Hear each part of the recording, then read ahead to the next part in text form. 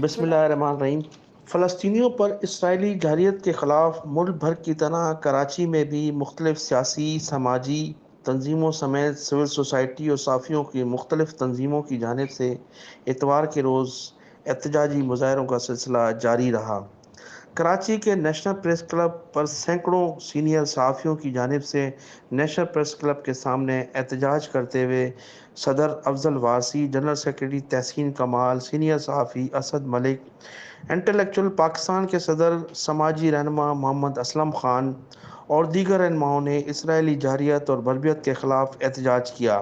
ان رہنماؤں کا کہنا تھا کہ پاکستانیوں کے دل فلسطینیوں کے ساتھ دھڑکتے ہیں، فلسطینیوں کو کسی بھی صورت تنہا نہیں چھوڑا جا سکتا، فلسطینیوں کی ہر ممکن مدد کی جائے گی اور قبلہ ول کو کسی بھی صورت یہودیوں کا قبضہ قبول نہیں کیا جائے گا۔ ان رہنماؤں کا کہنا تھا کہ فلسطینی اب عملی مدد کرنے کا وقت آن پہنچا ہے، عالم اسلام کو کفن پہن کر یہودیوں کے خلاف نکلنا ہوگا۔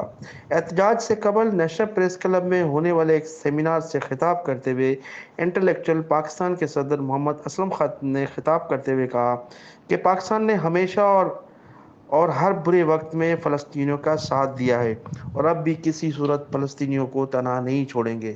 انہوں نے کہا کہ اگر حکومت پاکستان فلسطین میں اسرائیلیوں کے خلاف جہاد کا اعلان کرے تو کروڑوں پاکستانی اس کے لیے تیار ہیں۔